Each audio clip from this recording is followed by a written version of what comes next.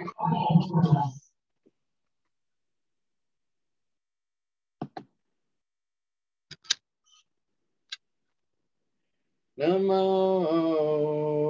विष्णुपदाय कृष्णपृष्ठाय भूतले श्रीमते भक्तिवेदांत स्वामी इति नामिने।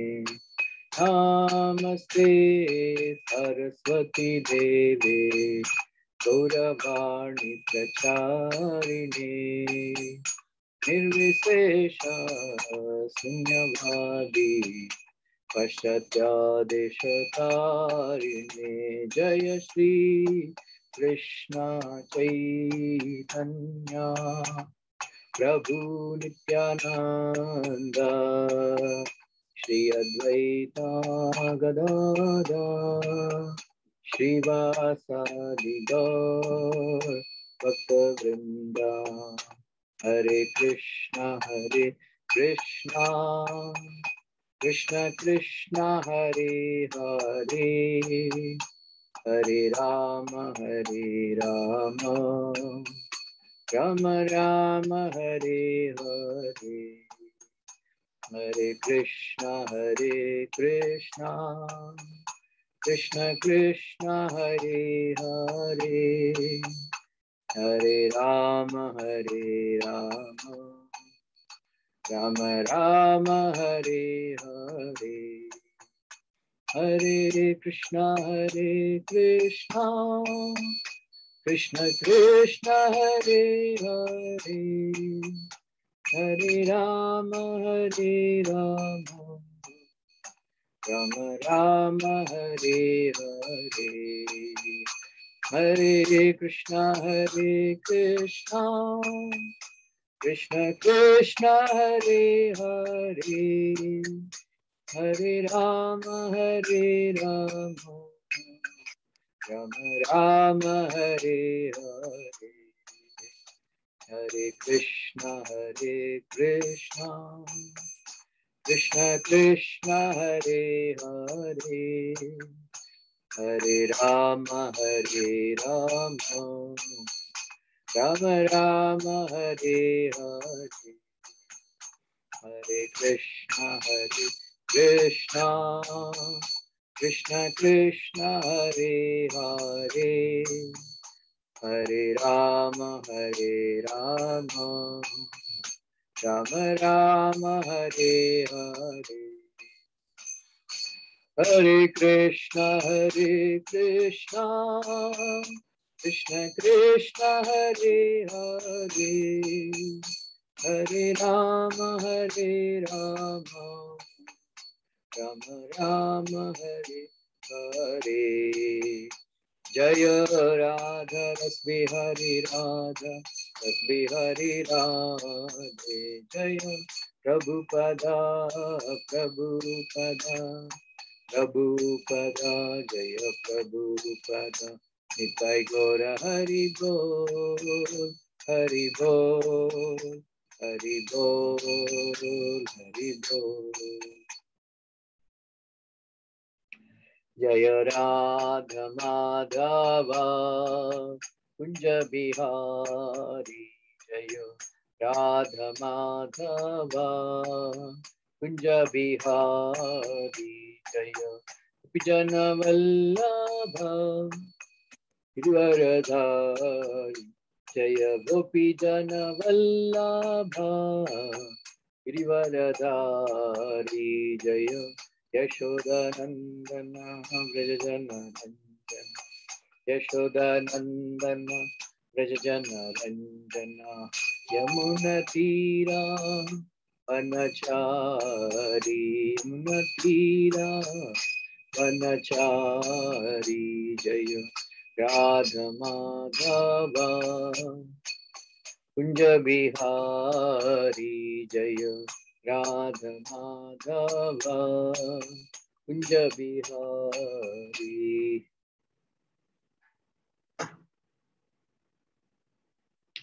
जय विष्णुपाद परमहंस परिव्राजकाचार्य अष्टोत्तर श्रीमदेसी भक्तिवेदांत स्वामी श्रील प्रभुपाद की। नामाचार्य हरिदास ठाकुर की। प्रेम से कहो श्री कृष्ण चैतन्य प्रभु नित्यानंद श्री अद्वैत गदाधर शिवासरि गौर भक्तवृंद की जय। श्री श्री राधा कृष्ण गोप गोपीनाथ श्याम कुंड राधा कुंड गिरिवर्धन की जय। वृंदावन धाम की जय, मथुरा धाम की जय, मायापुर धाम की जय, पुरुषोत्तम क्षेत्र जगन्नाथपुरी धाम की जय, गंगामय की जय, मणिमय की जय, तुलसी महारानी की जय, Srila Prabhupada transcendental Buddhist program की जय, गौर प्रेमानंदे हरि हरि बोल। All glories to assembled devotees, all glories to assembled devotees, all glories to assembled devotees, all glories to Shri Guru and Gauranga. Om Namo Bhagavate Vasudevaya. Om Namo Bhagavate Vasudevaya. Om Namo Bhagavate Vasudevaya. Narayanam Namaskrityam Naram Chaiva Narottamam Devim Saraswatim Vyasam Tato Jayamudirayet. नष्टप्रायेषु पुत्रेषु नित्यं भागवत सेवया भगवति उत्तम श्लोके भक्तिर्भवति नैष्ठिकी। ओम अज्ञानतिमिरन्दस्य ज्ञानाञ्जनशलाकया चक्षुरुन्मिलितं येन तस्मै श्रीगुरवे नमः। जय श्री कृष्ण चैतन्य प्रभु नित्यानंद श्री अद्वैत गदाधर शिवासरि गौर भक्तवृंद। हरे कृष्ण कृष्ण कृष्ण हरे हरे, हरे राम राम राम हरे हरे। రామానాయుడు గారు లేరా? రాలేదు నా ప్రభుజీ, నేను కనుక్కుంటాను.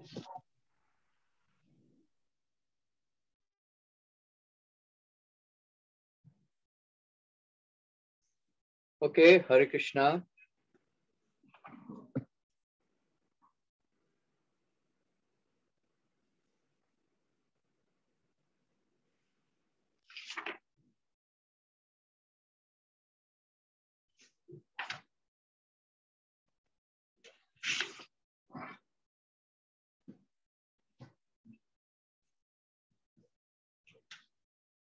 సో మనం రామ భరత మిలన్ అని ఫేమస్ చాలా సీరియల్స్, స్టోరీస్,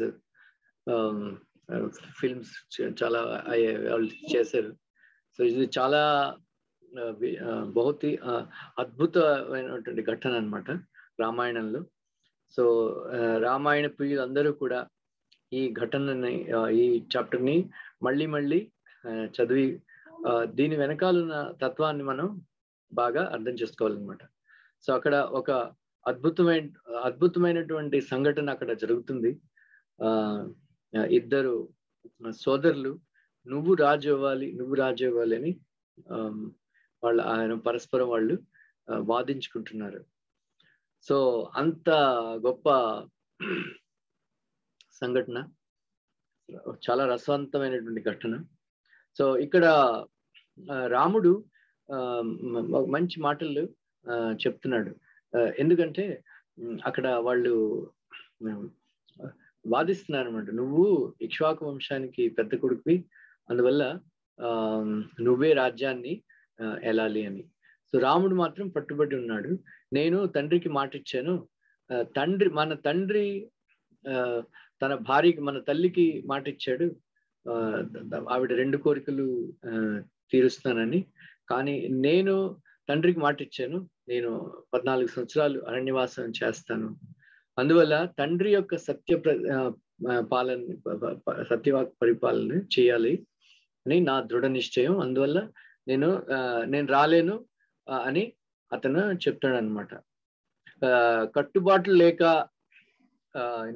పాపాచారవంతులై సచ్చరిత్రుడు మంచి దృష్టికి విరుద్ధంగా ప్రవర్తించి మానవుడు సత్పురుషుల గౌరవం పొందడు అని రాముడు చెప్తున్నాడు అనమాట. సో నేను ఒక ఆర్యుణ్ణి, అందువల్ల నేను ఆర్యుడిలాగే ప్రవర్తించాలి, కానీ ఆర్యుడిలాగా పైకి నటిస్తూ అనార్యుడై శుచిత్వం, నిజాయితీ లేకుండా ఉత్తమ లక్షణములు ఉన్నవాడు వలె కనిపిస్తూ దాని లేని వాడి వలె ఉండడం, ఇలాగా ఇటువంటి డంబ మార్గాన్ని నేను అవలంబించను. ఎందుకంటే నేను అలా ప్రవర్తిస్తే జనులందరూ స్వేచ్ఛాచారులు అయిపోతారు. సో రాజులు ఈ విధంగా ఏ విధంగా ప్రవర్తిస్తారో ప్రజలు కూడా ఆ విధంగానే ప్రవర్తిస్తారు. యథారాజా తథా ప్రజ అని అన్నారు. సో అందువల్ల చాలా పురాతనమైనటువంటిది, శాశ్వతమైనటువంటిది ఈ రాజధర్మము, సత్యస్వరూపమైనది. సో మరొకటి ఏంటంటే ఈ రాజధర్మంలో ఈ సత్య ధర్మంలో క్రూరత్వం లేదు. సో అందువల్ల రాజుకి సత్యమే ప్రధానం. మనందరికీ కూడా సత్యమే ప్రధానము. సత్యం మీదనే లోకం నిలిచి ఉంటుంది. సో ఇది చాలా మీరు అర్థం చేసుకోవాల్సింది ఏంటంటే, మీలో ఎంతమందికి డెమిగాడ్ ప్రేయర్స్ అని అంటారు కదా, గర్భస్తుతి అని అంటారు. ఎంతమంది విన్నారు మీరు ఎప్పుడైనా? 10వ స్కంద భాగవతంలో 2వ chapter, prayers by demigods, right? Garbhastuti అంటారు వాటిని. సో గర్భస్తుతి అని పేరు ఎందుకు వచ్చిందంటే, ఈ గర్భం ఓసారి వెళ్ళి కృష్ణుడి దగ్గరికి వెళ్ళి ఏడుస్తుందంట. ప్రతివాడు కొంచెం భగవద్గీత చదివితే చాలు నన్ను తిడుతుంటారు. అందరు వేదాంతులు, యోగులు, సిద్ధులు, ఫిలాసఫర్లు, స్కాలర్స్ అందరూ కూడా నన్నే తిడుతుంటారు. గర్భం గర్భం గర్భం. ఎవరికైనా దేవతలు కూడా శపిస్తూ ఉంటారు, మనుషుల యొక్క గర్భంలోకి వెళ్ళి జన్మించని. సో నాకు చాలా చెడ్డ పేరు వస్తుంది అని అంటే, అప్పుడు కృష్ణ చెప్పాడు, ఓకే,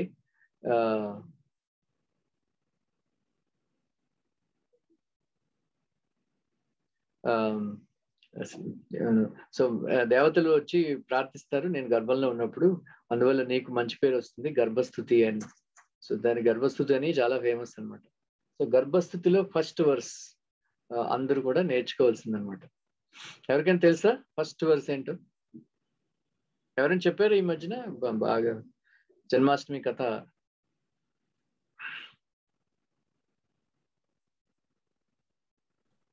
అంటే మామూలు వేరే స్టోరీస్ చెప్పారు కానీ ఇది వినలేదు రోజు. అంటే గర్భస్తుతి అన్నట్టుగా అలా ఉన్నట్టు వినలేదు. నేను విన్నాను ప్రభుజీ, కానీ శ్లోకం మర్చిపోయాను ప్రభుజీ. సత్యవ్రత అలా ఉంటుంది ప్రభుజీ. Very good. సో సత్యవ్రతం సత్యపరం త్రిసత్యం సత్యస్య యోనిం నిహితం చ సత్యే సత్యాత్మకం త్వాం శరణం ప్రపద్యే. భాగవతంలో అతి ఉత్తమ శ్లోకం ఏమిటి అంటే ఇదే అన్నారు. జీవ గోస్వామి వీళ్ళందరూ కూడా సత్యవ్రతం సత్యపరం త్రిసత్యం సత్యస్య యోనిం. సో భాగవతంలో 18,000 శ్లోకాల్లో అతి ఉత్తమ కావ్యం, కవిత అని ఈ శ్లోకాన్ని కోట్ చేస్తాను అనమాట, సత్యవ్రతం. సో ఇందులో 7 సార్లు సత్యం సత్యం అని చెప్పబడింది. సో అందులో ప్రభుపాద చెప్తారు, కృష్ణుడు సత్య స్వరూపుడు, అందువల్ల ఎవరైతే అసత్యం పలుకుతారో వాళ్ళు కృష్ణుడిని పొందజాలరు అని ప్రభుపాద రాస్తారనమాట. హిపోక్రసీ డంబం ఉన్న వాళ్ళు, అసత్యం పలికిన వాళ్ళు కృష్ణుడిని పొందజాలరు అని. సో ఎవరికైతే ఆనందం కావాలో, ఆనందము, సుఖము, దుఃఖము ఈ 3 ఉన్నాయన్నమాట. సో ఎవరికైతే ఆనందం కావాలో వాళ్ళు కృష్ణుడితో సంపర్కం పెట్టుకోవాలి. ఎందుకంటే కృష్ణుడు ఆనంద స్వరూపుడు. సో కృష్ణుడు తప్ప ఇంకెవరు కూడా మనకి ఆనందాన్ని ఇవ్వలేరన్నమాట. అటువంటి కృష్ణుడు ఎలా పొందగలుగుతారు?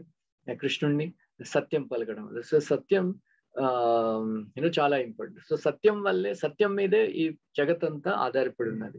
అందువల్ల ఈ సత్యదయ తప శౌచం, ఈ 4 ధర్మానికి 4 కాళ్ళు కదా. సో ఎప్పుడు కూడా 3 కాళ్ళు విరిగిపోతాయి, కానీ కలియుగంలో కూడా ఇంత అధర్మమైన కాలంలో కూడా సత్యమే ఇంకా బ్రతుకున్నదనమాట. సో అందువల్ల ఈ కలియుగంలో కూడా సత్యం పలకకపోతే వాళ్ళు ధర్మపరులు కాదనమాట. అది రాముడు ఎది చెప్తాడు అనమాట. సత్యం మీదే ఎందుకంటే ఆ సత్యం యొక్క కాలు కూడా విరిగిపోతే ఈ ప్రపంచం నాశనం అయిపోతుంది. అందువల్ల కలియుగంలో కూడా 3 పాదాలే విరిగిపోయే, కానీ సత్యం యొక్క పాదం ఇంకా నిలిచే ఉన్నది అదనమాట. సో అసత్యం చెప్పే వాళ్ళని చూసి ప్రజలు సర్పాన్ని చూసి భయపడినట్లు భయపడతారని రాముడు అంటున్నాడు అనమాట. సో ఇహలోకంలో సత్యమే ఉత్తమ ధర్మం. సో అది స్వర్గానికి కూడా మూల కారణం అని, అదే సత్యమే. సో ఈ లోకంలో సత్యమే ఈశ్వరుడు. లక్ష్మి ఎల్లప్పుడూ సత్యంను ఆశ్రయించి ఉంటుంది. అన్నిటికీ సత్యమే మూలము. సత్యంను మించిన ఉత్తమ ధర్మం ఇంకేమీ లేదని. సో లక్ష్మీ నివాసం ఎక్కడ ఉంటుంది అంటే ఎవరైతే సత్యం పలుకుతారో అని. సో డబ్బులకి లక్ష్మికి తేడా ఏంటో తెలుసా? డబ్బున్న వాళ్ళు ఉన్నారు, లక్ష్మీ నివాసం ఉన్న వాళ్ళు ఉన్నారు. సో ఇది ఈ లక్ష్మీ సంపన్నులు ఎవరు? డబ్బున్న వాళ్ళు లక్ష్మీ సంపన్నులు అనరు. సో డబ్బులకి లక్ష్మికి తేడా ఎవరికైనా తెలుసా? ఎప్పుడైనా విన్నారా? డబ్బులున్న వాళ్ళు లక్ష్మీ సంపన్నులు, వీళ్ళిద్దరి మధ్య ఒక తేడా ఉన్నది. హరే కృష్ణ ప్రభు. చెప్పండి మాతాజీ, మీరు చెప్పండి పర్లేదు. ప్రభు, డబ్బున్న వాళ్ళకి అహంకారం ఉంటుంది ప్రభు, అది అనుకుంటున్నాను నేను. మరి అదే చెప్పండి శ్రీనివాస్ గారు. ప్రభు, లక్ష్మి అంటే అప్పుడు వీళ్ళు డబ్బు, అది వీళ్ళు నారాయణ సేవలో ఉన్న వాళ్ళ దగ్గర లక్ష్మి ఉంటుంది. సో మార్కండేయ పురాణంలో రాసిందండి, లక్ష్మీ సంపన్నులు అంటే, లక్ష్మీ సంపన్నులు ఎవరంటే లక్ష్మి ఎక్కడ నివాసం ఉంటుందో ఆ ఇంట్లో ఈ రోజుల్లో మనం చూస్తుంటాం, కొంతమంది చాలా డబ్బులు ఉంటాయి, అన్యాయంగా అక్రమంగా వాళ్ళు సంపాదిస్తారు. డబ్బులు ఉంటాయి, వాళ్ళకి మంచి గ్యాడ్జెట్స్, కంఫర్ట్స్ అవి ఉంటాయి. కానీ వాళ్ళలో ఒకటి ఏంటంటే ఫ్యామిలీ కుటుంబ సభ్యుల మధ్య ఎప్పుడు ఫైటింగ్ అవుతుంది. వాళ్ళు ఎప్పుడు గొడవలు పెట్టుకుంటారు, గొడవలు అవుతుంటాయి. మరొకటి ఏంటంటే ఎప్పుడు ఎవరో ఒకరు రోగాలు రొచ్చులతో ఉండి ఏదో ఒకటి శారీరక బాధలు, కొంతమందికి మానసిక బాధలు, అదనమాట. సో లక్ష్మి నివాసం ఉన్న వాళ్ళు ఎక్కడ, ఏ ఇంట్లో లక్ష్మి నివాసం ఉంటుందో ఆ ఇంట్లో ఈ 3 ఉంటాయి అన్నమాట. ఏంటంటే కుటుంబ సభ్యుల మధ్య గొడవలు ఉండవు. రెండోది ఏంటంటే శారీరక మానసిక రుగ్మతల నుంచి వాళ్ళకు తప్పించుకుంటారు, వాళ్ళకి ఉండవు. మూడోది ఏంటంటే మంచిగా తినడం, మంచిగా డబ్బులు ఉంటాయి. సో ఇది మార్కండేయ పురాణంలో రాశాం. సో లక్ష్మి ఎవరి దగ్గర ఉంటుంది? ఈ 3 ఉంటాయని. సో డబ్బులు ఉంటే సరికాదు, లక్ష్మి ఉండాలి అది. సో లక్ష్మి ఎక్కడ ఉంటుంది అంటే నారాయణుడి, ఎవరైతే నారాయణుని సేవ చేస్తారో, సో నారాయణుడికి సేవ ఎలా చేయాలి కృష్ణ ప్రభుపాద చెప్పారు. సత్యం డంబం ఉండకూడదు అనమాట, సత్యం పలకాలి, సత్యాన్ని పాటించాలి. సో అందువల్ల రాముడు భరతుడికి ఇన్స్ట్రక్ట్ చేస్తున్నాడు అనమాట. సో ఈ లోకంలో ఒకడు రాజ్యాన్ని పాలిస్తారు, మరొకడు వంశవృద్ధికి తెస్తారు, ఒకడు నరకంలో పడతాడు, ఒకడు స్వర్గంలో గౌరవాన్ని పొందుతాడు. ఇవి అసత్యాల వల్ల వాళ్ళకి ఆయా ఫలాలు దొరుకుతాయి అన్నమాట. సో సత్యం పలికిన వాళ్ళకి స్వర్గం వెళ్తారు, అసత్యం పలికిన వాళ్ళకి అన్ని రకాలైనటువంటి కష్టాలు వస్తాయన్నమాట. అందువల్ల రాముడు చెప్తున్నాడు, నేను సత్య ప్రతిజ్ఞ కలవాణ్ణి, తండ్రి ఎదుట నేను సత్యంపై శపథం చేసి సత్యమైన అతని ఆజ్ఞని పరిపాలించకుండా ఎలా ఉండగలను? సత్య ప్రతిజ్ఞ కలడం వల్ల నా తండ్రికి సత్యం లోకాల వల్ల దాని చిత్త భ్రమణం కానీ తమో గుణంతో కలిగిన అజ్ఞానం వల్ల కానీ నేను వదిలిపెట్టను. సో అసత్యం పలికిన వాడికి, చిత్త స్థైర్యం లేని వాడికి, చపలుడుగా ఉన్న వాడికి సమర్పించిన హవ్యక ఈ యజ్ఞ సామాగ్రి అంతా సో దేవతలు కానీ పితృదేవతలు కానీ అంగీకరించరు. సో అందువల్ల సత్యం అనే ధర్మం సాక్షాత్ प्रत्यगात्मा అని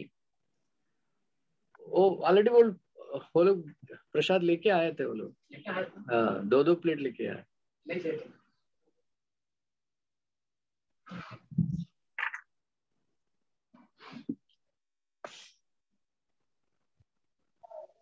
సో ఈ విధంగా నేను వనవాసం చేస్తానని తండ్రి ఎదుట సత్యప్రతిజ్ఞ చేసి ఇప్పుడు ఆయన మాట కాదని నీ మాట ఎలా వినగలను అని రాముడు చెప్పి ఆ తర్వాత నేను లాస్ట్ టైం నేను చెప్పాను జాబాలి మునిని కొంచెం గట్టిగా మందలించాడు అనమాట రాముడు.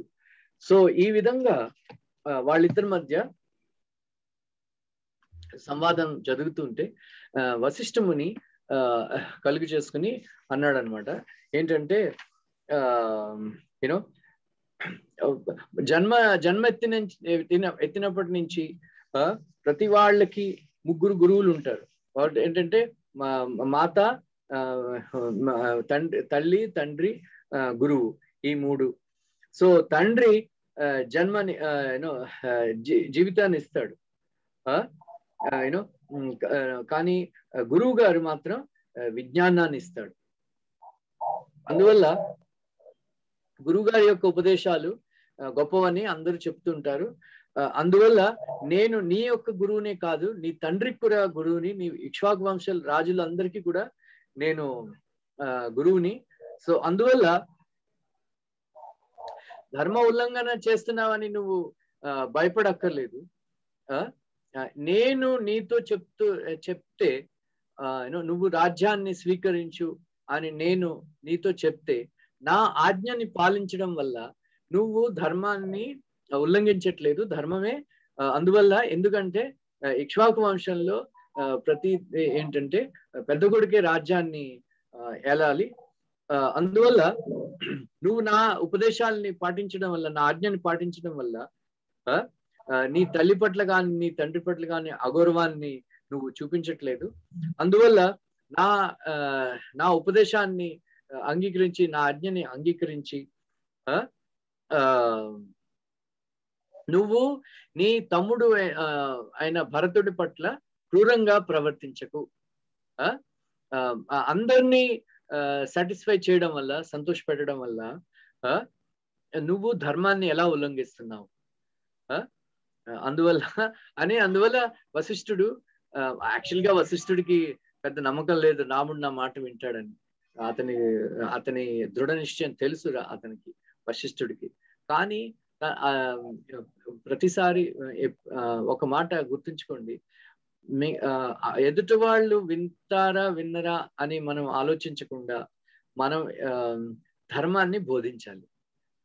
సో అది మన కర్తవ్యం మనం చెయ్యాలి. సో ధర్మాన్ని వాళ్ళు పాటిస్తారో, మన మాట వింటారో వినరో వాళ్ళ నిర్ణయం అవుతుంది. కానీ మనం మాత్రం ధర్మం తెలిసిన వాళ్ళు మాత్రం ధర్మాన్ని ఎప్పుడు కూడా బోధించాలి. ధర్మబోధన చాలా ఇంపార్టెంట్. అందువల్ల సో వశిష్ఠుడు చెప్పాడు అనమాట భరతుడిని సాటిస్ఫై చేయడానికి. అతనికి కూడా కోరిక ఉన్నది, రాముడు మళ్ళీ అయోధ్య వచ్చి రాజ్యం చేయాలి అని. అంటే అప్పుడు సో రాముడు మాత్రం ఎక్కడా కూడా ఏ విధమైనటువంటి సందేహం అతని మనసులో ఉండదన్నమాట. సో ఎవరు ఒక విశేషం ఏమిటంటే, ఎవరేం చెప్పినా సరే రాముడు మాత్రం తడుముకోకుండా వెంటనే జవాబు ఇచ్చేవాడు, ఆలోచించేవాడు కాదు.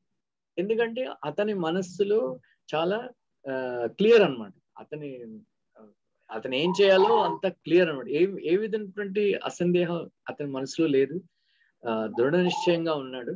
సో అందువల్ల ఎవరు కూడా అతన్ని సో రాముడు చెప్పాడు, గురుగారు మీరంటే నాకు చాలా గౌరవం, మీ ఆజ్ఞని నేను జవదాటను, నాకు ఇష్టం లేదు. కానీ ఇక్కడ ఒక్క ధర్మం ఏంటంటే ఒక శిష్యుడికి తల్లి మాట, తండ్రి మాట, గురుగారి మాట ఎప్పుడు కూడా జవదాటదు. కానీ ఇక్కడ వచ్చిన ప్రాబ్లం ఏంటంటే అప్పుడప్పుడు ఒక ధర్మ సంకటం కలుగుతుంది. అప్పుడు ఎవరు ఫస్ట్ ఇన్స్ట్రక్షన్ ఎవరిస్తారో వాళ్ళ ఇన్స్ట్రక్షన్ ఫస్ట్ ఫాలో అవ్వాలి. సో అందువల్ల నేను ఫస్ట్ ఇక్కడ ఈ విషయంలో నాకు నా తండ్రి గారు ఆజ్ఞ ఇచ్చాడు, నువ్వు వనవాసానికి వెళ్ళాలి. ఆ తర్వాత తల్లి వేడుకుంది, నువ్వు వెళ్ళకు అని, రాజ్యాన్ని వెళ్ళు, నన్ను బాగా చూసుకోని. ఆ తర్వాత మీరు చెప్తున్నారు. అందువల్ల నా 14 సంవత్సరాలు నేను మా తండ్రి మాట వింటాను. ఆ 14 సంవత్సరాల తర్వాత మీ మాట, మా తల్లి మాట వింటాను, నన్ను క్షమించండి అని చెప్పేస్తాడు అన్నమాట. ఈ మాటలు విని భరతుడు అంటాడు, నువ్వెప్పుడు నేను ధర్మాన్ని పాటిస్తాను, నా కర్తవ్యాన్ని పాటిస్తాను. వాట్ అబౌట్ మై కర్తవ్యం? నా కర్తవ్యం గురించి మీరు ఎప్పుడు ఆలోచించట్లేదు. రాముడు అన్నాడు, నీ నిర్ణయం ఏంటి అంటే, నువ్వంటున్నావు నేను రాజ్యాన్ని ఏలను అని, కానీ నా కోరిక ఏమిటంటే నేను రాజ్యాన్ని ఏలను, నా అన్నయ్య నువ్వే ఏలాలని నా కోరిక అని అంటే రాముడు ఇంకా మళ్ళీ తడుముకోకుండా వెంటనే జవాబిస్తాడు. ఏంటంటే, భరత, ధర్మం నువ్వు నిర్ణయించేది, నేను నిర్ణయించేది కాదు. నువ్వు మన తండ్రి అయిన దశరథుడు మహారాజు 2 ఇన్స్ట్రక్షన్స్ ఇచ్చాడు. ఒకటి ఏంటంటే, నేను అడవికి వెళ్ళాలి, నువ్వు రాజ్యం వెళ్ళాలి. సో మనం ఇద్దరం కూడా తండ్రి మాట జవదాటకూడదు. అందువల్ల మొట్టమొదటి ఇన్స్ట్రక్షన్ నేను ఫాలో అవుతాను, రెండో ఇన్స్ట్రక్షన్ నువ్వు ఫాలో అవ్వాలి. సో నీ ధర్మం నువ్వు నీ ధర్మాన్ని నువ్వు చేయాలి, నా ధర్మాన్ని నేను చేయాలి, వాళ్ళు మిక్సప్ చేయకూడదు అంటే భరతుడికి పాపం ఏం చేయాలో దిక్కు తోచగా వెంటనే అన్నాడు, నాకు ఈ దర్భా గ్రాస్ కుషగ్రాస్ ఆసనం చెయ్యి, నేను ఇక్కడే కూర్చుండిపోయి ప్రాయోపవేశం చేసేస్తాను. మంత్రి సుమంతుడికి ఆజ్ఞిస్తాడు అనమాట. వెంటనే దర్భగ్రాస్ తీసుకురా అంటే సుమంత్రుడికి ఏం చేయాలో తోచలేదు అన్నమాట. అంటే అప్పుడు భరతుడే స్వయంగా వెళ్ళి కుషగ్రాస్ చేసి ఆసనం చేసుకుని అందులో. సో ప్రాయోపవేశం ఏంటంటే, ప్రాణం పోయే వరకు ఏదో నిర్ణయం తీసుకుంటారు, అది అవ్వకపోతే ప్రాణం పోయే వరకు అన్నం తిన్న ఇది అది అని అంటారు అనమాట. సో నువ్వు రానంత వరకు నేను ప్రాయోపవేశం చేసేస్తాను, నువ్వు వచ్చే నేను వస్తాను అని నువ్వు మాటిస్తే మాత్రం నేను నేను ఇక్కడే కూర్చుని పోయి ప్రాయోపవేశం చేస్తాను అన్నాడు భరతుడు. అంటే రాముడు చాలా రాముడు భరతుడి యొక్క పట్టుదల చూసి అతనికి అడమెంట్ బిహేవియర్, అతని మొండితనం చూసి రాముడికి కొంచెం అప్పుడు కోపం వచ్చింది. కోపం వచ్చి, నేను నీ పట్ల ఏం అపరాధం చేశాను, నువ్వు నాతో ఇలా ప్రవర్తిస్తున్నావు భరత? ప్రాయోపవేశం బ్రాహ్మణులు చేస్తారు, ఈ రాజులు చేయరు. అందువల్ల నువ్వు అధర్మాన్ని ప్రవేశింపచేస్తున్నావు. ఈ మిగతా రాజులు మిగతా వాళ్ళు కూడా నిన్ను ఫాలో అవుతారు, బ్రాహ్మణులు మాత్రమే ప్రాయోపవేశం చేయాలి. నువ్వు రాజు అయి ఉండి కూడా ప్రాయోపవేశం చేయడం చాలా అధర్మమైనటువంటి కార్యం. నాకు మంచి చెడ్డ పేరు తెస్తున్నావు నువ్వు. ఎందువల్ల చంద్రుడు సూర్యుడిలాగా వేడిగా అయిపోయిన, హిమాలయం ఐస్ని మంచునంతటిని త్యజించేసిన, సముద్రాలన్నీ కూడా ఒడ్డు దాటి యూనో నగరాల్లో ప్రవేశించిన యూనో అవన్నీ జరగచ్చు, కానీ నేను నా తండ్రికి ఇచ్చిన మాటని నేను తప్పను అని రాముడు గట్టిగా మందలిస్తాడు భరతుడిని. అంటే రాముడి యొక్క కోపాన్ని చూసి ఇంతవరకు చాలా ప్రేమగా చక్కగా మాట్లాడుతున్నాడు. సో ఇప్పుడు రాముడు భరతుడి యొక్క ముడితనాన్ని చూసి చాలా కోపగించి ఈ మాటలు ఎప్పుడైతే అన్నాడో భరతుడు చాలా నిస్సహాయుడు అయిపోయి అతనికి రాముడి యొక్క కోపాన్ని ఎలా హ్యాండిల్ చేయాలో అతనికి తెలియలేదు అనమాట. అప్పుడు అనుకున్నాడు అనమాట, నేను నా తండ్రి సమానమైనటువంటి, నా దైవ సమానమైనటువంటి రాముణ్ణి అసంతోషపరచకూడదు, అందువల్ల ఏదో ఒకటి ఏం చేయాలి అని. అంటే అప్పుడు ఆ ప్రజలందరూ అక్కడ ఉన్నారనమాట, విచ్చేస్తుంటే అసలు ప్రజలందరితో అప్పుడు మాట్లాడతాడనమాట. నేను నా వల్ల జరిగే నా వంతు ప్రయత్నాన్ని నేను చేశాను, మీరు అందరూ కూడా వచ్చారు కదా, మీరు కూడా ఏదో ఒక మాట చెప్పండి,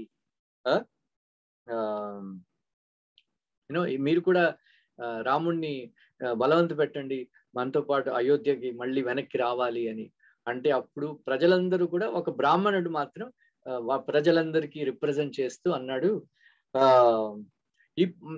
మాకు తెలుసు రాముడు అంటే ఏమిటో, ఇప్పుడు ఇంకా ఇతని ప్రవర్తన చూసి ఇప్పుడు అర్థమైంది, అతనికి తెలుసు ఏం చేయాలో, అతనికి తెలుసు తను ఏం చేస్తున్నాడు.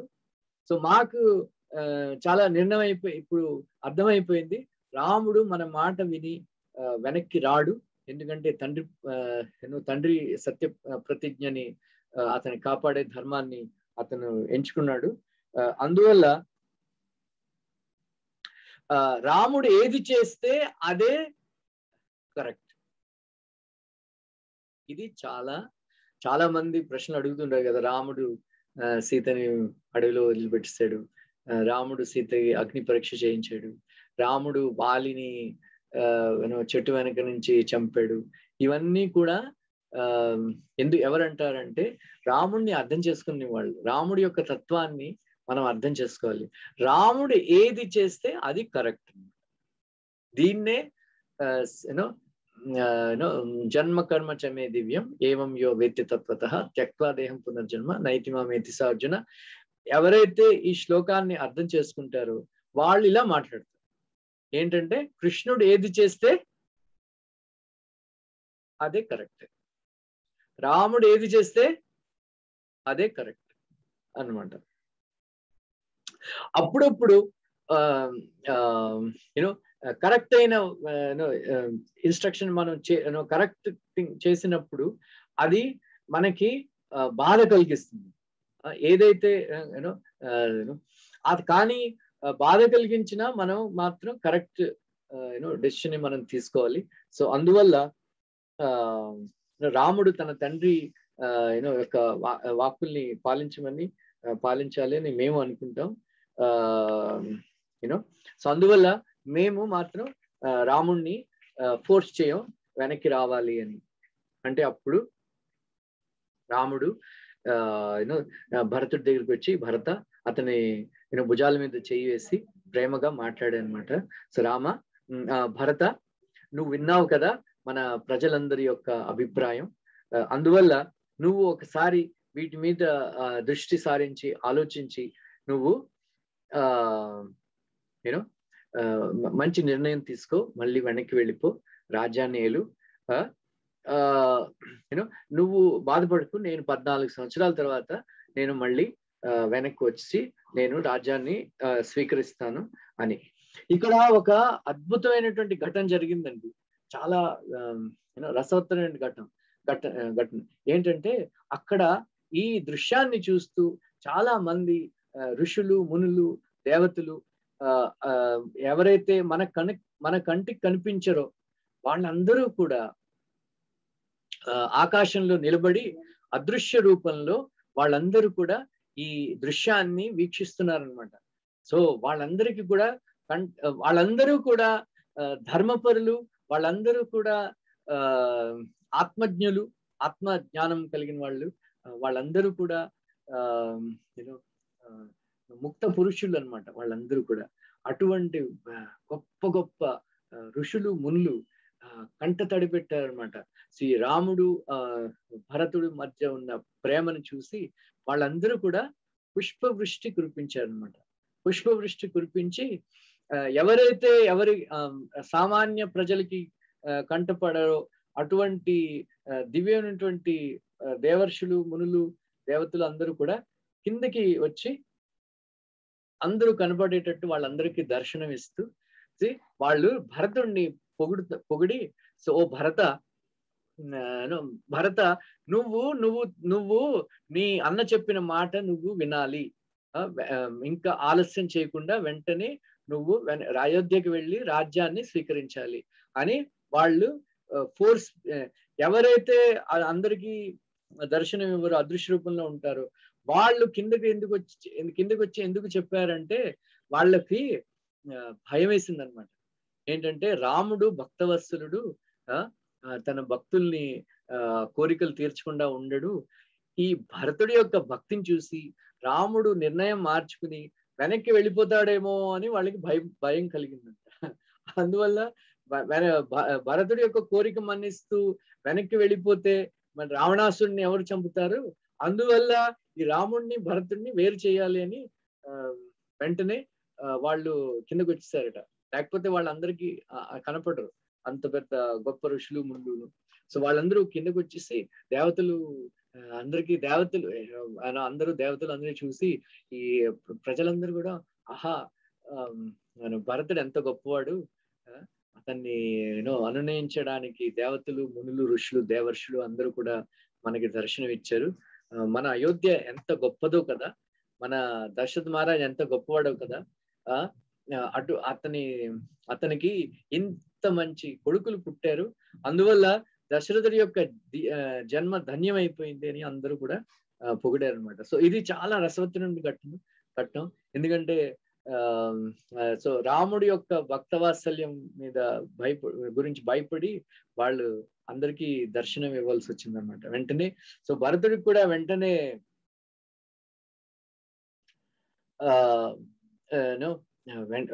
వాళ్ళ యొక్క ఆజ్ఞని పాలించాలని అతనికి మనసులో ఇంకా నేను వాదించకూడదు, ఎందుకంటే అందరి ఋషులు మునులు కూడా ఇదే చెప్తున్నారు కాబట్టి నేను కానీ అతనికి మాత్రం నేను రాజ్యాన్ని పాలిస్తాను కానీ రాజ్య భోగాల్ని పాలించును అని అప్పటికప్పుడు అతనికి ఒక ఐడియా కలిగిందన్నమాట. ఎందుకంటే అతను శత్రుంజయ అని ఏనుగుని తీసుకొచ్చాడనమాట.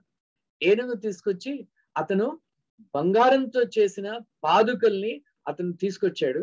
ఎందుకంటే రాముడికి పాదుకలు తొడిగించి మళ్ళీ ఆ శత్రుంజయ ఏనుగు మీద కూర్చోబెట్టి మళ్ళీ అయోధ్యకి తిరిగి తీసుకురావాలి అని భరతుడు ఇవన్నీ ప్లాన్ చేసుకుని వచ్చాడనమాట. అంటే వెంటనే భరతుడు తన దగ్గరున్న బ్యాగ్ లో నుంచి సంచిలో నుంచి తీసి ఇక్కడ ఈ బంగారు పాదుకల్ని తీసి రామ నువ్వు ఈ పాదుకలను తొడిగి నాకు ఇవ్వు అని అతను వేడుకుంటాడు అనమాట. రాముడు ఆశ్చర్యపోతాడు, ఎందుకు నీకు ఈ పాదుకలతో ఏం చేస్తావు అంటే, ఈ పాదుకల్ని న్యాసం పెట్టి ఈ పాదుకలు ఈ రోజు నుంచి ఈ పాదుకలు అయోధ్య రాజ్యాన్ని ఏలుతాయి, నేను నీ యొక్క ప్రతినిధిగా ఈ పాదుకలు నిన్నుగా భావించి ఈ పాదుకలకు ప్రతినిధిగా నేను రాజ్యాన్ని ఏలుతాను 14 సంవత్సరాలు.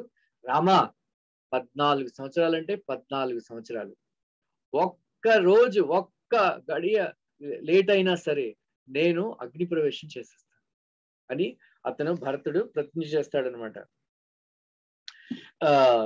సో నేను సింహాసనం మీద కూర్చోను, నువ్వు ఈ పాదుకలే ఈ రాజ్యాన్ని ఏలుతాయి అని వెంటనే ఆ పాదుకల్ని రాముడు చాలా ఆర్ద్రంతో చాలా సంతోషంతో వెంటనే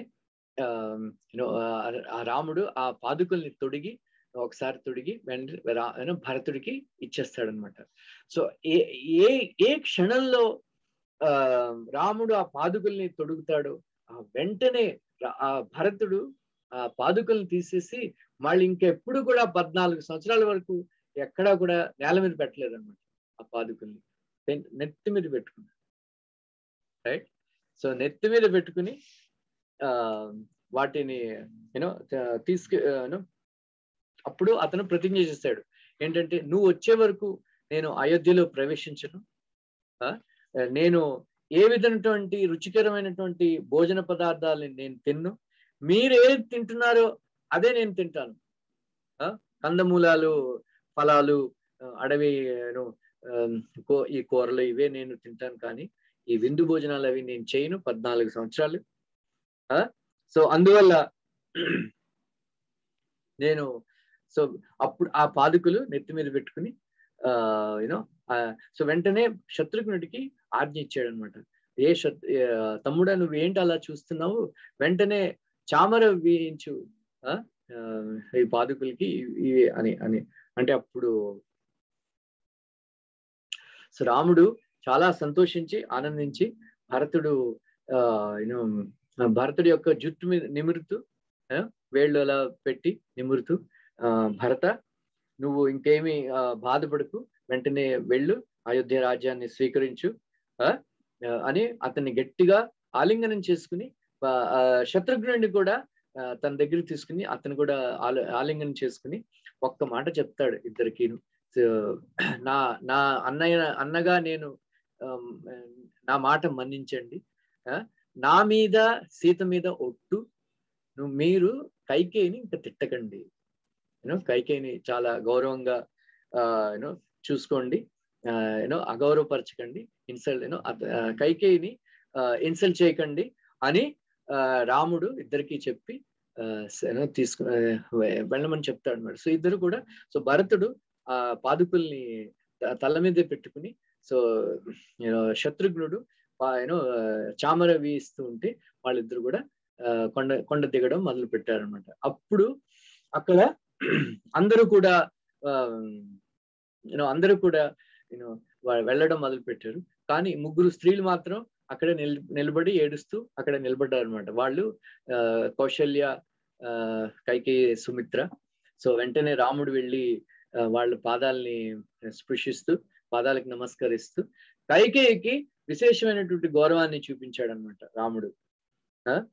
సో ఆ తర్వాత వాళ్ళు ముగ్గురు కూడా కన్నీళ్లు కారుస్తూ అలా నిలబడిపోయారు, ఏం మాట్లాడకుండా. సో వెళ్ళకుండా అలాగే నిలబడిపోయారు అనమాట. సో రాముడు అనుకున్నాడు, నేను వీళ్ళ కళ్ళ ముందు ఉన్నంత వరకు వీళ్ళు వెళ్ళరు, అందువల్ల రాముడు తన కుటీరంలోకి వెళ్ళి తలుపులు మూసిస్తే అప్పుడు ఇంకేం చేయలేక వాళ్ళు కూడా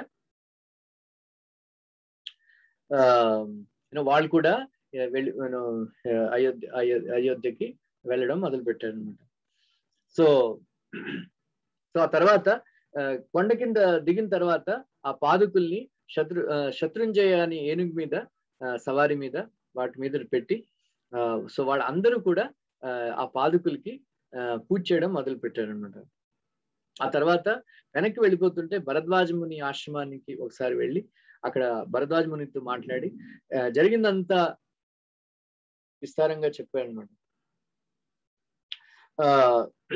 తర్వాత భరద్వాజ ముని చాలా సంతోషించాడు రాముడు భరతుడి యొక్క ప్రవర్తన విని, సత్ప్రవర్తన విని. సో ఆ తర్వాత అక్కడికి వెళ్ళి నంది గ్రామం అనే గ్రామం దగ్గర అతను భరతుడు నివాసం ఏర్పరచుకున్నాడు అనమాట. సో అక్కడే ఒక కుటీరం వేసుకుని అక్కడ కొన్ని అడుగులు గొయ్యి తవ్వించి ఆ గొయ్యిలో ఉండేవాడు అనమాట. సో ఎప్పుడైనా మీరు వెళ్తే అక్కడ భరతుడి యొక్క నందిగ్రామం అక్కడ వెళ్ళొచ్చు మనం. 18 కిలోమీటర్లు అయోధ్య నుంచి. మీరు ఇప్పటికీ చూడొచ్చు భరతుడి యొక్క ఇల్లు, అది కుటీరం అది ఉన్నది.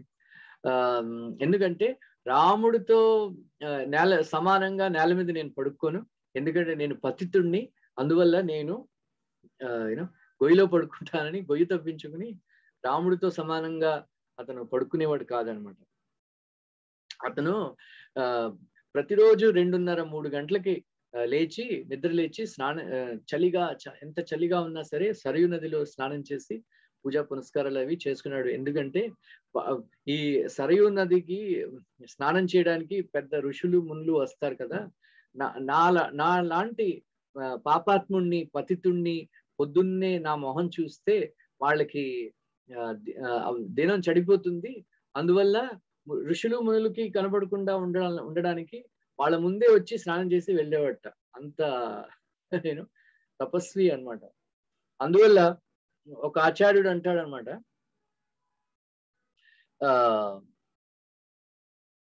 భగవద్గీతలో కృష్ణుడు భక్తి యోగం కానీ కర్మయోగం కానీ ఏం చెప్పలేదు, భరత యోగం చెప్పాడు. భగవద్గీతని ఎలాగా పాటించాలో ఫాలో అవ్వాలో భరతుడి నుంచి నేర్చుకోవాలి అని అతను చాలా చక్కగా చెప్తాడు. ఏంటంటే భరతుడు చేసింది ఏంటంటే యత ప్రవృత్తి భూతానాం ఏన సర్వమిదం తతం స్వకర్మణసం అభ్యర్చ్య సిద్ధిర్విందతి మానవ. So Bhagavad Gita one of the సార శ్లోకం అనమాట దీన్ని భగవద్గీత. సో ఆ శ్లోకాన్ని ఎలా పాటించాలో భరతుడు మనకి నేర్పిస్తాడు అనమాట. సో ఏంటంటే ఎలాగా, ఒకటి కర్మ, రెండోది కర్మయోగ, మూడోది భక్తి యోగ. సో కర్మ అంటే వేదాల ఉపదేశాలని పాటిస్తూ వేదాలు పాటిస్తూ వేద ధర్మాలని పాటిస్తూ పనిచేయడమే కర్మ అనమాట. సో మనం ఇప్పుడు ఈ ఆధునిక యుగంలో చేసేది ఏంటంటే కర్మ అనమాట. వాళ్ళు కర్మ అని, వాళ్ళు చేసేది కర్మ కాదు కర్మ అని. సో అందువల్ల వాళ్ళు అనుకుంటుంటారు అనమాట కర్మయోగ అండి, అంబానీ కర్మయోగ, గాంధీ కర్మయోగి, నెహ్రూ వీళ్ళందరూ పెద్ద సో వాళ్ళు కర్మయోగులు కాదు, కర్మయోగులు. సో కర్మ అంటే వేదాలని పాటిస్తూ పనిచేసేది, అది కర్మ. సో కర్మయోగం ఏంటంటే నేను చేస్తున్నాను అనే అహంకారం లేకుండా వేద ధర్మాలని పాటిస్తూ ఆ ఫలాన్ని ఎవరైతే ఆశించరో దాన్ని కర్మయోగం అంటారు, రైట్? దాన్ని ఫలాన్ని. సో మూడోది ఏంటంటే నేను చేస్తున్నానని అహంకార రాహిత్యంతో నేను చేస్తున్నానని అహంకారం లేకుండా. రెండోది ఏంటంటే వేదాల్ని కృష్ణుడి యొక్క ప్రసన్నత కోసం చేస్తూ ఫలాల్ని కృష్ణుడికి అర్పణ చేస్తే అది భక్తి యోగం అన్నమాట. సో ఇది మనం భరతుడి నుంచి నేర్చుకోవాలి. సో ఏ విధమైనటువంటి అతను నియమాల్ని పాటించాడంటే ప్రతిరోజు సో అక్కడ ఒక సింహాసాన్ని ప్రతిష్ఠ చేసి ఆ సింహాసనంలో పాదుకుల్ని పెట్టి ఆ పాదుకులకి రోజు పూజ చేస్తూ సో ప్రతిరోజు వచ్చి పాదుకులకి రిపోర్ట్ చేసేవాడు అనమాట. సో పొద్దున్నే వచ్చి అతను పాదుకులకి చెప్పేవాడు, ఈ రోజు ఇది చెయ్యాలి, ఈ రోజు ఇది చెయ్యాలి, ఈ రోజు ఇది చెయ్యాలి అని. ఆ తర్వాత ఎంతో ధర్మంగా పాలిస్తూ మళ్ళీ సాయంకాలం వచ్చి నేను ఈ రోజు ఇది చేస్తాను నీ యొక్క కృప వల్ల ఇవన్నీ జరిగాయి అని రిపోర్ట్ ఇచ్చేవాడు అనమాట. సో అందువల్ల తను ఎంతో చక్కగా రాజ్యాన్ని పాలించాడు కానీ రాజ్య భోగాల్ని అనుభవించలేదు. సో మనం కూడా ఒక గృహస్థులు మాత్రం ఎవరైనా సరే మనం చాలా ఇది చక్కగా పాటిస్తే మనం భగవద్గీతని అర్థం చేసుకున్నట్టు అనమాట. మనం నేను చేస్తున్నాను అని అహంకారం ఉండకూడదు. కృష్ణుడికి ఏ సంతోషం ప్రసన్నత ఏ కార్యం చేస్తే ప్రసన్నత కలుగుతుందో ఆ కార్యాన్ని నేను చేస్తాను. మూడోది ఏంటంటే ఫలాన్ని మనం చేసిన కర్మల యొక్క ఫలాన్ని కృష్ణుడికి అర్పిస్తాను. ఇది అన్నమాట నిజమైనటువంటి కృష్ణ యోగం, భరత యోగం అన్నమాట. సో ఈ భరతుడికి మాత్రం ఈ పాదుకులు అంటే చాలా ఒక ఏంటంటే ఒక ఇద్దరు ఈ పాదుకులు కూడా రెండు ఒక చౌకీదారు అనమాట, వాచ్మెన్ లాగా అనమాట. సో ఈ పాదుకులకి అతనికి ఎలా కనిపించాయంటే పాదుకులు ఒక యూనో రక్షక భటుల వల్ల లాగా, పోలీస్ మెన్ లాగా, ఎందుకంటే అయోధ్య ప్రజల్ని కాపాడడానికి నియమించినట్లు. మరొకటి ఏంటంటే యూనో అతనికి పాదుకులు ఒక చేతుల్లా కనిపించాయి అనమాట. ఎందుకంటే యూనో ఒక మంచి పనులు చేయడానికి అతనికి సహకరించినట్లు. సో మరొకసారి అతనికి ఈ పాదుకులు తన కళ్ళలా కనిపించాయి అనమాట. ఏంటంటే ఒక అసలమైన ధర్మాన్ని చూపించేవి కళ్ళని.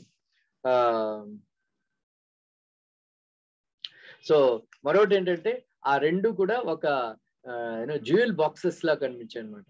సో ఏంటంటే ఆ జ్యువెల్స్ ఆ రెండు ఆ జ్యువెల్ బాక్స్ లో ఉన్న జ్యువెల్స్ ఏంటంటే ఆ రెండు అక్షరాలు రామ, రామ అని, అదనమాట. సో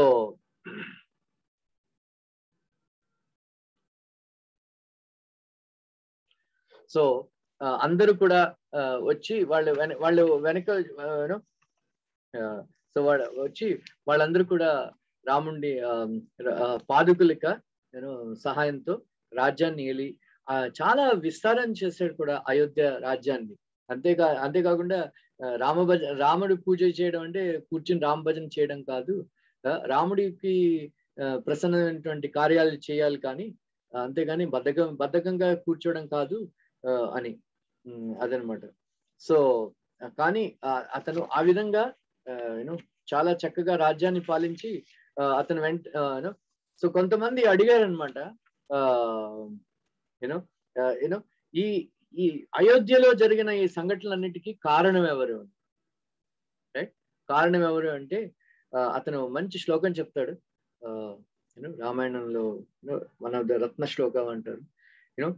నా మంతర్య నచ మాతరస్య దోషో నా రాజన్ నచ రాఘవస్య మత్పాప ఏవ అత్ర నిమిత్తం అస్సిత్ వనే ప్రవేశే రఘునందనస్య.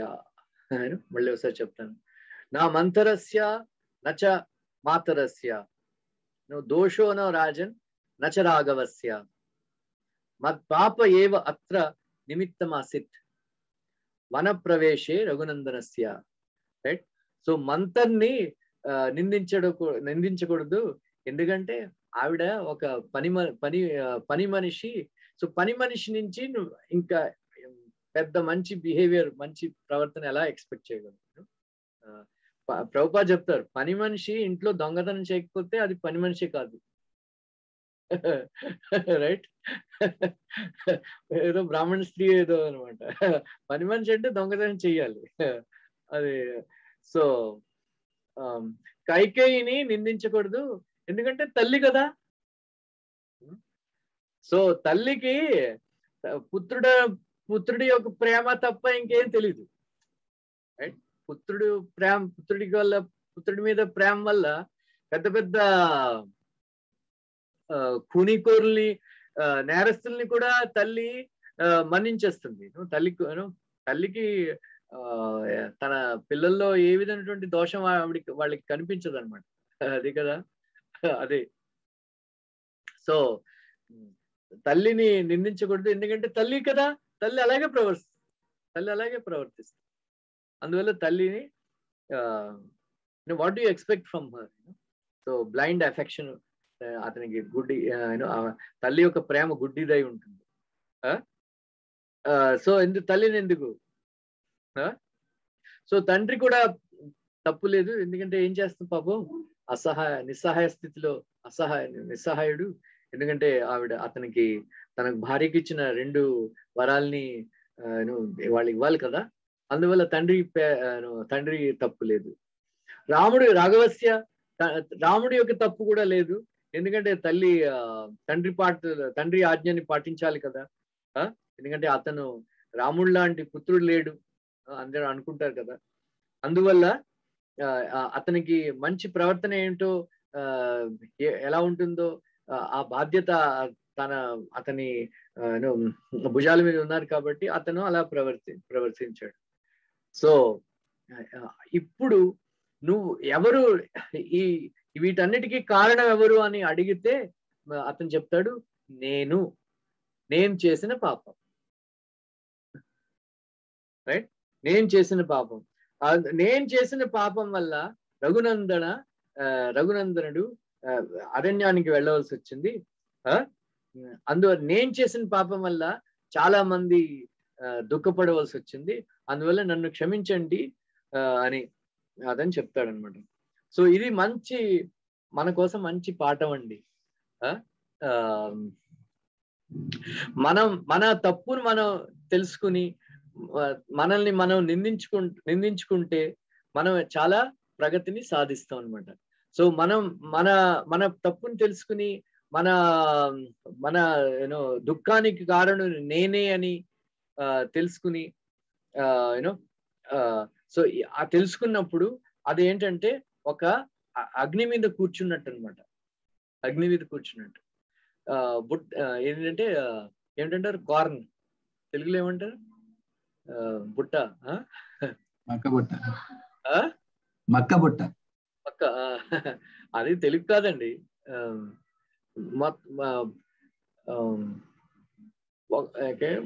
మొక్కజొన్న పొత్తు. మొక్కజొన్న పొత్తు. సో మొక్కజొన్న పొత్తు కార్న్ ఈ పీసెస్ ని అగ్ని మీద ఫైర్ మీద పెడితే పాప్కార్న్ అవుతాయి. అలాగా అవి తినడానికి చాలా రుచిగా ఉంటాయి. మంచి ఉప్పు కారం వేసుకుని తింటే చాలా రుచికరంగా ఉంటాయి.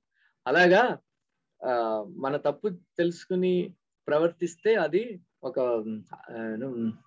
నిప్పు మీద కూర్చున్నట్టు, మనం పాప్కార్న్ అయినట్లు మనం కూడా చాలా మంచిగా అయిపోతాం అనమాట. అదనమాట.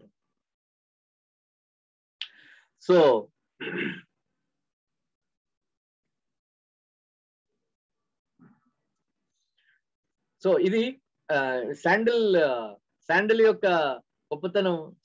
చాలా మంది సౌత్ ఇండియాలో ఒకతను వేదాంత దర్శి కానీ ఒక గొప్ప భక్తుడు కవి ఉన్నాడు అనమాట. అతను 100 శ్లోకాలు 1000 శ్లోకాలు రాశాడండి. పాదుకా సహస్రం అని. చాలా గొప్ప కవిత్వం అది. ఒక రాత్రిలో ఏదో రాశాడు. అది ఏదో పెద్ద అంటారనమాట. సో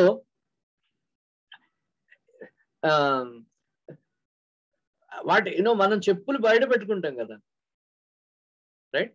చెప్పులు బయట పెట్టుకుంటాం. సో మన ఇళ్లలో ఆచారం చెప్పులు వేసుకుని ఇంట్లోకి రాకూడదని. ఎందుకంటే మనం బయటికి వెళ్ళినప్పుడు చాలా చాలా అశుద్ధమైనటువంటి అపవిత్రమైనటువంటి వస్తువుల మీద మనం కాళ్ళు పెడుతూ ఆ చెప్పులు, అందువల్ల ఆ చెప్పులు బయట చాలా రకాలైనటువంటి అశుభమైనటువంటి పదార్థాలు అవి కూడా టచ్ చేయడం వల్ల అశుభాన్ని మనం తెస్తాం అనమాట. అటువంటి అశుభమైనటువంటి వస్తువుల్ని ఇంట్లోకి రాకూడదని మా ఇంట్లో ఎప్పుడు కూడా బాత్రూమ్ వాకిట్లో వెనకాల ముందు కూడా ఉంటాయి కదా. సో అక్కడే బయటే చెప్పులు పెట్టుకోవాలి. సో బాత్రూమ్ లో కానీ, కిచెన్ లో కానీ, బెడ్రూమ్ లో కానీ, కిచెన్ లో కానీ, హాల్లో కానీ ఎప్పుడు కూడా చెప్పులు వేసుకోకూడదు. చెప్పులు వేసుకుంటే మా తల్లిగారు తిట్టివారు మమ్మల్ని, చెప్పులు వేసుకుని ఎందుకు వచ్చామని. ఈ రోజుల్లో మాత్రం చెప్పులు వేసుకుని షూస్ వేసుకుని బెడ్రూమ్ లోకి, హాల్లోకి అక్కడికి ఇక్కడికి వెళ్ళిపోతుంటారు. చెప్పులు వేసుకుని షూస్ వేసుకుని పడుకుని పోతారు. పెళ్ళం వచ్చి తీయాల్సి వస్తుంది. అలాగా అశుభాలన్నింటినీ కూడా మనం తెచ్చుకుంటాం. కానీ ఎప్పుడు కూడా చెప్పులు మాత్రం ఇంట్లోపలికి తీసుకురాకూడదని నియమం. కానీ రాముడి యొక్క పాదుకలు మాత్రం సింహాసనానికి చేరిపోయాయి. భరతుడి యొక్క శిరస్సు మీద కూర్చున్నాయి. అందువల్ల ఏంటంటే ఎవరైతే రాముడి యొక్క పాదాలను ఎవరైతే ఆశ్రయిస్తారో వాళ్ళు గొప్ప వాళ్ళ యొక్క ఇంట్లోకి వెళ్ళిపోయి సింహాసనాల మీద కూర్చుని నెత్తికెక్కి కూర్చుంటాయి అని అంటున్నారు అనమాట. సో అంతేకాదు అయోధ్యకి రాజు అయిపోయాయి ఈ పాదుకలు. ఎంత పుణ్యం చేసుకున్నాయి కదా, ఎందుకంటే రాముడి పాదాలు ఆశ్రయించేవి కదా, అందువల్ల ఇంత గొప్ప స్థితిని సంపాదించాయి. అందువల్ల మనం కృష్ణుడి యొక్క రాముడి యొక్క పాదాలని ఆశ్రయిస్తే మనం కూడా ఆ విధంగా మనం గొప్పవాళ్ళం అయిపోవచ్చు. సో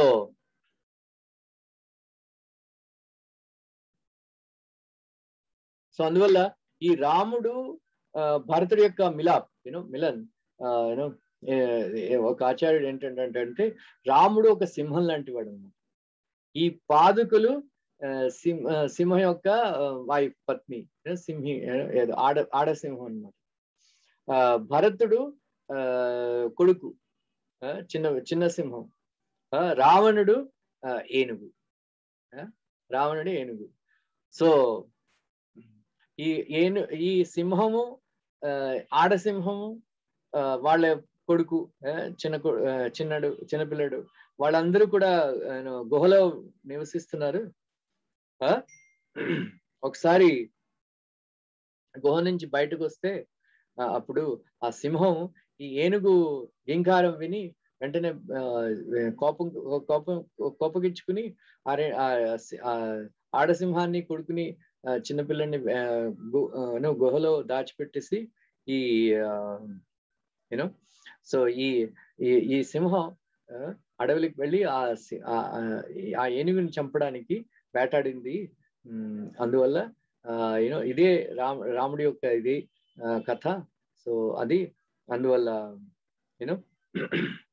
యాక్చువల్ గా ఒక ఆచార్యుడు అంటాడు, భరతుడు పాదుకుల్ని తీసుకువెళ్ళలేదు. యాక్చువల్ గా పాదుకలు భరతుడిని తీసుకెళ్ళాయి. ఎందుకంటే పాదుకలే భరతుడిని డైరెక్ట్ చేస్తున్నాయి. సో అందువల్ల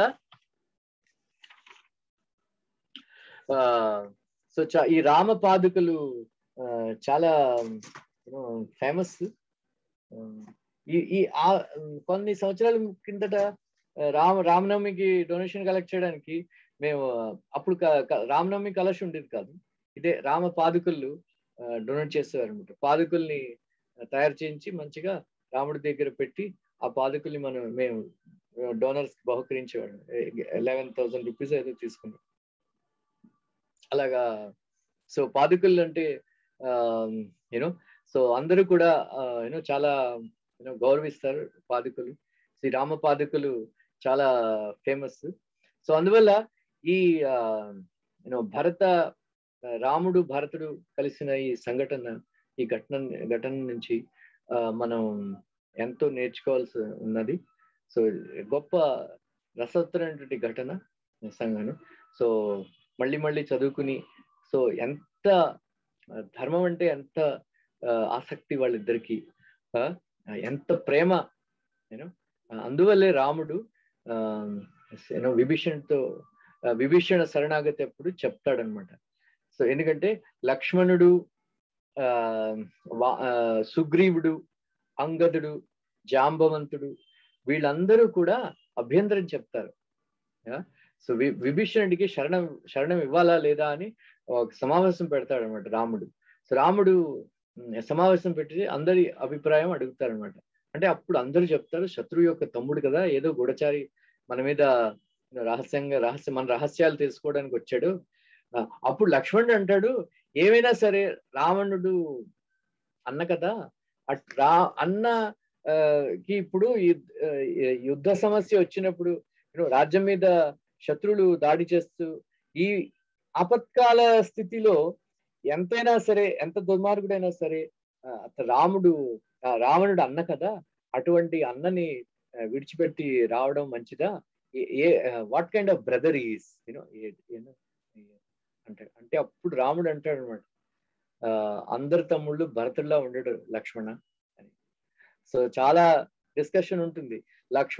లక్ష్మణుల్లా ఉండడు అని ఎందుకు అనలేదు, భరతుల్లా అందరు తమ్ముళ్ళు, every brother is not like Bharat. So తమ్ముడు అంటే భరతుడిలా ఉండాలని ప్రతీతి అనమాట.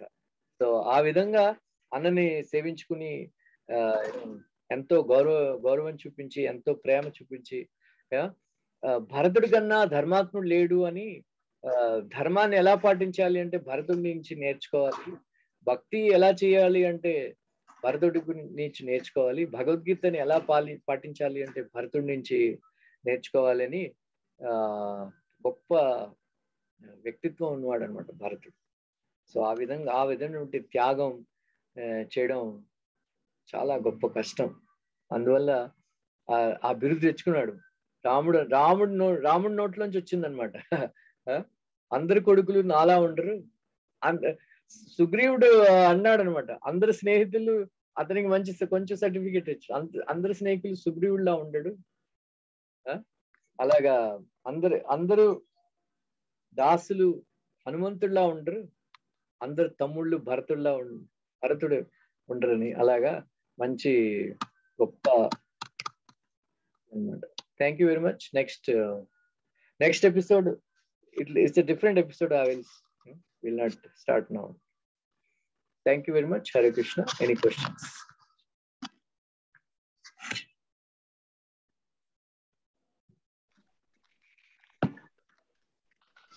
హరే కృష్ణ బాబు. ఇప్పుడు రామాయణంలో చూసాక రాముడు, లక్ష్మణ్, భరతుడు, ఆయన ఇంకొక తమ్ముడు, కడిసి తమ్ముడు శత్రుఘ్న మన నలుగురు ఒకే చోటు పెరగాలి. సో ఇప్పుడు కైకేయి వచ్చి అడవికి వెళ్ళాలని చెప్తాక లక్ష్మణుడు రాముడితోటి వెళ్తారు అడవికి, లక్ష్మణుడు సీతాదేవి రాముడితోటి వెళ్తారు. భరతుడు వచ్చి వెనకతల పెళ్ళి రాముడిని తీసుకురావడానికి వెళ్తారు. అతను లక్ష్మణ ఏడ్చేస్తాలో భరతుడు వచ్చి మన సంపడానికి వస్తున్నాడు, నా తప్పిస్తాను తెప్పించి రాముడి కాడ చెప్తున్నాడు. ఒకే చోట్ల పుట్టి ఒకే చోట్ల పెరిగి ఎలాగ లక్ష్మణునికి వచ్చి రాముడు భరతుడి బట్టి తెలకట్టపోయింది. కానీ ఇది స్వభావం అండి.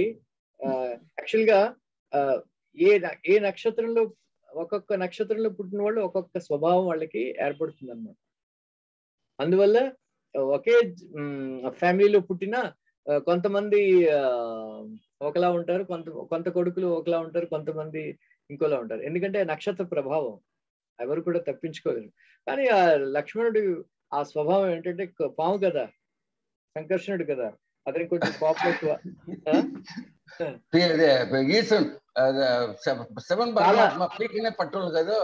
చాలా తొందరగా కోపం వచ్చేస్తుంది పాపం లక్ష్మణుడికి. తర్వాత పాపం భరతుడి ప్రవర్తన చూసి చాలా సిగ్గుపడతాడు. ఎంత సిగ్గుపడ్డాడంటే మొహం అంతా ఎర్రగా అయిపోతుంది ఆ భరతుడి యొక్క మాటలు విని.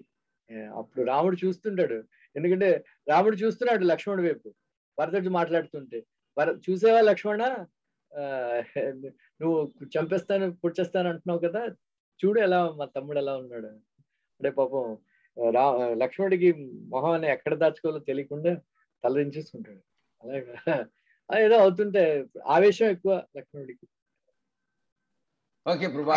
రెండవది వచ్చే ప్రభు, దశరథుని వచ్చి రాముడిని అడవికి వెళ్ళడం తప్పే లేదు, కైకేయిదా చెప్పింది. అదే మా రాముడు వచ్చి మా నాన్న చెప్తాను అడవికి వెళ్ళాలా, నా నాన్న చెప్తా అడవికి వెళ్ళాలని చెప్తా వెళ్ళిపోతున్నాడు. అది ఎక్కడ వెళ్ళి చెప్పరు ఎలాగది అంటే దశరథుని చెప్పే రాముడు నాన్న దశరథుని చెప్పలేదు, నువ్వు అడవికి వెళ్ళు. కైకేయి చెప్పినా ఆయన వెళ్తున్నాడు. మీకు ఇనిషియేషన్ అయిందా? మీకు ఇనిషియేషన్ అయిందా? దీక్ష తీసుకున్నారు మీరు ఇంకా లేదా? 3 రకాలైనటువంటి శిష్యులు ఉంటారండి. ఒక మొట్టమొదటి రకం, మూడో రకం శిష్యుడు ఎవడంటే, మొట్టమొదటి శిష్యుడు ఏమిటంటే గురువు గారు చెప్పకుండా గురువుగారు ఉన్న మనసులో ఏమిటిందో తెలుసుకుని ప్రవర్తిస్తారు. అది ఫస్ట్ క్లాస్ డిసైపుల్ అన్నమాట. సెకండ్ క్లాస్ డిసైపుల్ ఏంటంటే గురువు గారు చెప్తే ఆజ్ఞ పాలిస్తారు, అది రెండోది. మూడోది ఏంటంటే గురుగారు చెప్పినా కూడా ఆజ్ఞ పాలించకుండా ఏదో నెగ్లెక్ట్ చేస్తారు, వాడు మూడో రకం. మనం మూడో రకం. మూడో రకం. సో రాముడు first class first class. So అతనికి చెప్పక్కర్లేదండి. ప్రభుపాద్ శిష్యులు అలా ఉండేవారు. శృతకీర్తి ప్రభు, హరీశ్వరి ప్రభు వీళ్ళందరూ కూడా ప్రభుపాద్ శిష్యులు, వాళ్ళు అలాగే ఉండరు. ప్రభుపాద్ చెప్పకూడదు, చెప్పక్కర్లేదు, అలా చూసేవారు. అంటే వెంటనే ప్రభు వాళ్ళకి అర్థమైపోయింది, లైట్ ఆన్ చేయాలి, లైట్ ఆఫ్ చేయాలి, ఫ్యాన్ ఎక్కువ పెట్టాలి, ఇవన్నీ ఒక్క సంజ్ఞలతో ఒక్క కనుసన్నలతో వాళ్ళు చెప్తుంటే అర్థం చేసుకునేవారు. ఆ విధంగా ఫస్ట్ క్లాస్ డిసైపుల్స్ కొంతమంది ఉన్నారు. సో కొంతమంది ప్రభుపాద్ చెప్పినా సరే వినకుండా సో నితాయ్ అని ఒకడు ఉన్నాడు. అతను ప్రభుపాద్కి చాలా అగౌరవపరుస్తూ అతను మాట్లాడేవాడు అండి. సో ప్రభుపాద్ ఒకసారి అతనికి శాపం ఇచ్చేసాడు అతనికి. అలాగా మూడో రకం డిసైపుల్ ఉండకూడదు. మనకి గురువు గారు మనసులో ఏముందో తెలుసుకుని మనం ప్రవర్తించాలి. అలాగా రాముడికి తెలుసు దశరథుడి మనసులో ఏముందో, చెప్పక్కర్లేదు రాముడికి. First class son. ఓకే ప్రభు, థ్యాంక్ యూ వెరీ మచ్. ధన్యవాదాలు ప్రభు. హరే కృష్ణ.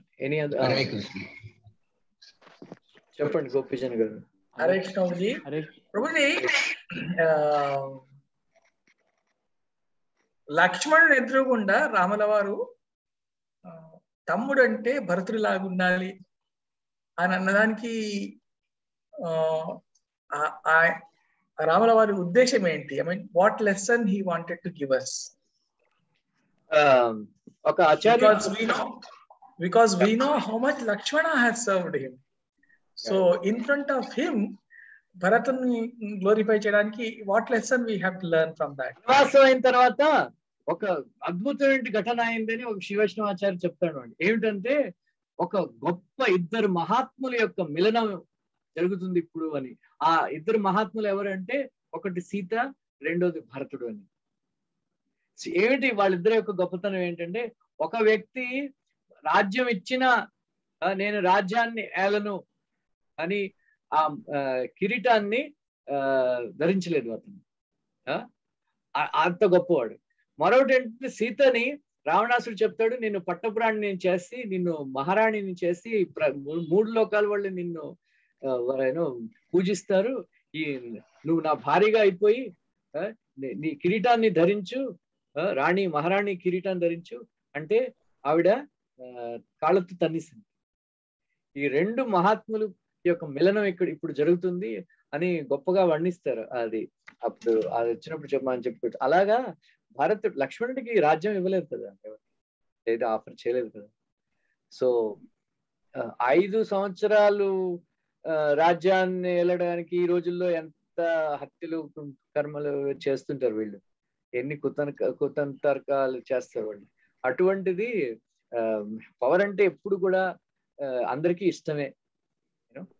అటువంటి పవర్ ని రిజెక్ట్ చేసేసి భరతుడు అంత త్యాగం చేశాడు కాబట్టి, అందువల్ల లక్ష్మణుడికి అవకాశం కలగలేదు కదా. లక్ష్మణుడికి ఎప్పుడు రాజ్యం అక్కలేదు, లక్ష్మణుడికి ఎవరు రాజ్యం ఇవ్వలేదు కూడా. కానీ భరతుడికి రాజ్యం దక్కినా సరే తిరస్కరించడం అంటే అది గొప్ప త్యాగం కదా. అందువల్ల రాముడు అలా అన్నాడని కామెంట్ చేస్తాడు. అంతేకాకుండా లక్ష్మణుడు, ఐ మీన్ మీరు కరెక్ట్ చేయండి, నేను విన్న తప్పేమో కూడా నాకు తెలియదు. అరణ్యవాసం చేసే అంటే రాముల వారు దండకారణ్యంలో ఉన్న కంప్లీట్ 14 days ఆహారం కూడా తీసుకోకుండా సర్వ్ చేశాడు అని. నిద్ర లేకుండా ఆహారం తీసుకున్నాడు. నేనేదో కథలో విన్నాను, ఏదైనా ప్రసాదం ఇస్తే కూడా తన తొడలో పోసుకొని పెట్టేవాడు, కానీ తినలేదు. అందుకోసమే 14 years నిద్ర ఆహారం లేకుండా ఉన్నందుకోసమే కుంభకర్ణుని సంథింగ్ అది తప్ప? లేదు, నేను వెళ్ళలేదు అటువంటిది. Correct, I will check out. కానీ నిద్ర నేను చెప్పాను కదా చాలా సార్లు, రాముడు ప్రతిరోజు లక్ష్మణుడు రాముడు పాదసేవన చేసేవాడు, మసాజ్ చేసేవాడు. సో ప్రతిరోజు రాముడు పడుకునే ముందు లక్ష్మణ ఇంకెళ్ళు, ఇంకా రెస్ట్ తీసుకో అనేవాడు. కానీ మొట్టమొదటి రోజు ఆ రోజు చెప్పలేదు రాముడు లక్ష్మణుడికి, నువ్వు వెళ్ళి రెస్ట్ తీసుకో, వెళ్ళి పడుకో అని. ఎందుకంటే లక్ష్మణుడు 14 సంవత్సరాలు పడుకోకూడదు, ఎందుకంటే అతని ఇంద్రజిత్తుని చంపడానికి ఎవరైతే 14 సంవత్సరాలు పడుకోరో నిద్రించరో వాళ్ళే చంపగలరని. అందువల్ల అతని యొక్క కోట ఊర్మిళ పడుకునేది అనమాట. So even that sacrifice is also not equal to the Bharata's renunciation, you mean to say? అది రాజ్యాన్ని త్యజించడం అంటే మన ఇస్కాన్ లో పెద్ద పోస్ట్ ఉంటే ఏమి పెద్ద లాభం ఏమిటి? నేను మీరేంటి ఏమైనా సుఖాలు దొరుకుతాయి ఏమైనా అంతే. కానీ ఇస్కాన్ లో పోస్ట్ కోసం ఎంత డెవలప్ కాంగ్రిగేషన్ మందిరం లేకపోయినా సరే కాంగ్రిగేషన్ వాళ్ళు లీడర్ అవడానికి డెవలప్ పడతారు. నేనంటే నేనని అటువంటిది భరతుడు అది సస్యశ్యామలమైన రాజ్యాన్ని, ఎంతో ధనవంతమైన రాజ్యాన్ని త్యాగం చేసి ఒక ఋషిలా ఉండడం అది అతనికి అవసరం లేదు కదా. ఎందుకంటే రాముడు చెప్తున్నాడు, తండ్రి చెప్పాడు, తల్లి చెప్పింది నువ్వు రాజ్యాన్ని ఏలుకో. ఇంకా మరి అంత ఈ పదవిని సెక్స్ లైఫ్ కన్నా పదవిని విడిచిపెట్టడం చాలా కష్టం. సెక్స్ లైఫ్ విడిచిపెట్టచ్చు కానీ పెద్ద ఇస్కాన్లో అదే చూస్తాం కదా మనం. అందరూ కూడా సెక్స్ లైఫ్ విడిచిపెట్టిన వాళ్ళే, కానీ పదవుల కోసం ఏం చేస్తారు బాప్రే. क्या politics करते हैं. Can't imagine, So why you want, become president, No, I want to become president. क्या मिलता है, If you become president, सबका गाली मिलता है. Everybody, कोई somebody goes and says, मेरे को साबुन नहीं मिला, वो साबुन नहीं मिला. मैं क्या करूं? सैंडलवुड साबुन चाहिए, वो लोग मेडिमिक्स लेके आते हैं. All this he has to solve all these problems, but still they want to become president. చాలా గొప్ప త్యాగం అండి రాజ్య పదవిని విడిచిపెట్టడం. హరే కృష్ణ. హరే కృష్ణ. చెప్పండి శ్రీనివాస్ గారు. Hare Krishna Prabhu, Dhananjay Prabhuji, wonderful class Prabhuji. Prabhuji, last class I missed out. If somebody can share the recording, usme I have some doubt in that to ask some clarification. There is a YouTube link, na? I think Siddhanand garu, I think you are uploading lectures on YouTube link. Yes Prabhuji, ఉన్నాయి Prabhuji. అవి అది GCC group లో కూడా share చేస్తాం. Please share చేయండి sir. అదే అంటే జాబాలి చక్రవాక సిద్ధాంతానికి మీద క్వశ్చన్ వేశాడు కదా, దాన్ని శ్రీరాములు వారు ఎలా సాల్వ్ చేశారు అనేసి. సో రాముడు చెప్తాడనమాట, ఎవరైతే పరలోకం మీద విశ్వాసం పెట్టరో అప్పుడు ఆ టైంలో ఈ ప్రపంచం అంతా నాశనం అయిపోతుందని. ఇప్పుడు అదే కదా, పరలోకం మీద విశ్వాసం ఉండదు. అందువల్ల మనసులో ఏం కలిగితే అది చేస్తారు. ఏ పాపమైనా చేయడానికి మళ్ళీ వాళ్ళు తయారైపోతారు. సో అందువల్ల ఎవరైతే పరలోకం మీద విశ్వాసం ఉంటుందో వాళ్ళు పాపాన్ని చేయడానికి భయపడతారు.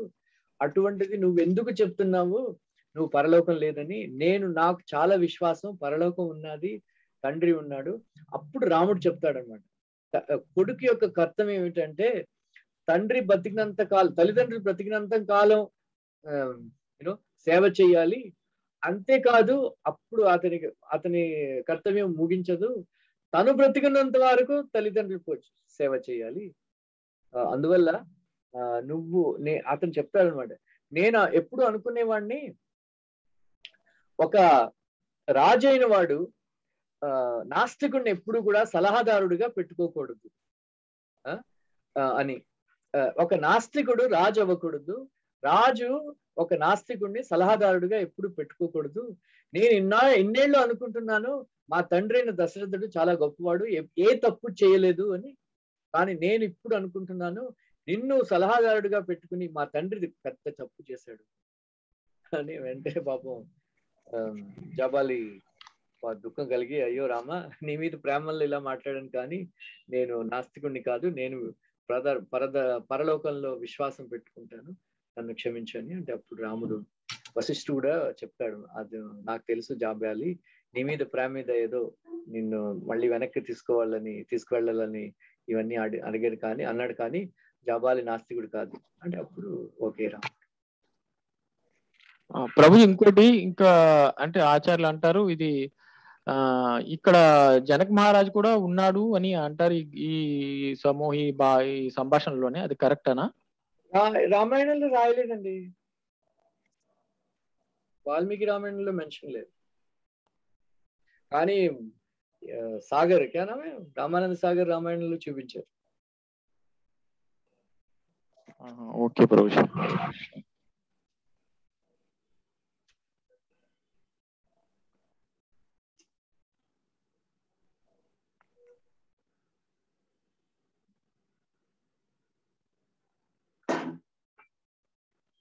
Okay then. అచ్చా, భాగవతం ఎవరికైనా కావాలంటే భద్ర పూర్ణిమ అని వస్తుంది కదా, భద్ర పూర్ణిమ క్యాంపెయిన్ అక్కడ ఉన్నదా పేరెంట్లో? భద్ర పూర్ణిమ క్యాంపెయిన్ సో భద్ర పూర్ణిమలో టైంలో భాగవతం రెడ్యూస్డ్ ప్రైసెస్ లో దొరుకుతాయి అన్నమాట. ఎవరికైనా కావాలంటే ఇండియాలో ఎవరికైనా గిఫ్ట్ చేయాలి అది అంటే చెప్పండి. ఆ ప్లేయర్ ఏమన్నా ఉంటే ఒకసారి మీరు పంపిస్తే సర్క్యులేట్ చేయగలుగుతాను. మలేషియా ఒక సెట్ ప్రభు, మలేషియాలో వచ్చి 1200 అక్కడ అవుతుందా? ఇది ఇంగ్లీష్ ఉన్నది, ఇది తెలుగులో ఉన్నది, అన్ని లాంగ్వేజ్ ఉన్నది ప్రభు. But what I have is నాక్కడ ఉండేది వచ్చి the 4th edition Srimad Bhagavatam 1980s లో బయట పోయిందా, అప్పుడు కొన్నింది. ఓకే, సో భద్ర పూర్ణిమ రోజు భాగవతం ఎవరైనా దానం చేస్తే వైకుంఠం వెళ్ళిపోతారని ఒక ఏదో కోట్ ఉన్నారు. సో అందువల్ల పెద్ద వైకుంఠమా బ్యాక్ టు గాడ్ హెడ్ అంటారు. యూజువల్లీ యాక్చువల్ గా వేదాల్లోని పురాణాల్లోని ఎక్కడ గోలోక బృందావనం గురించి పెద్దగా చెప్పరు, ఎందుకంటే అది చాలా సీక్రెట్ అన్నమాట. గోలోక బృందావనం వెళ్ళడం చాలా సీక్రెట్, అందరికీ అది దొరకదు. కృష్ణ భక్తి చేసుకున్న వాళ్ళకి గోలోక బృందావనం. Okay then, thank you.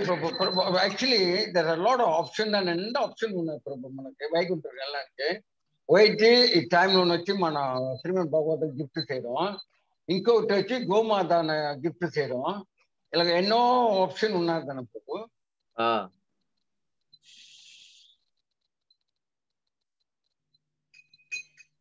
నమస్తే నరసింహాయ ప్రహ్లాదలాదదాయినే హిరణ్యాకాశిపూర్వక్ష శిలటంకానకాలాయే